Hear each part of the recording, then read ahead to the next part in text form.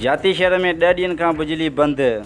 जाती वासिन सख्त परेशानी में मुब्तला। शहरी एक्शन कमेटी, तेलका एक्शन कमेटी शेरिन लेंडावा मदनी चौक खां शहीद फाज़ल राव चौक ताईं एहतजाजी मुज़ाहिरो करे धरणो आयो।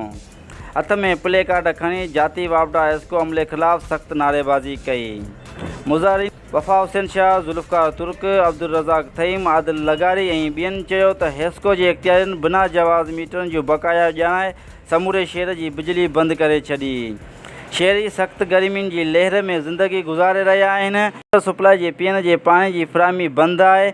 मस्जिदनि में वुज़ू लाइ पाणी नाहे।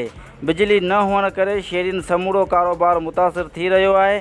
शहरीन हेस्को ऐं इला अख़्तियारनि खां घुर कई आहे त फौरी नोटिस वठी जाती शहर में बिजली बहाल कराई वञे, न त ॿिए सूरत में एहतजाज जो दाइरो वधायो वेंदो। Report Abid Hussain Shah, shine news.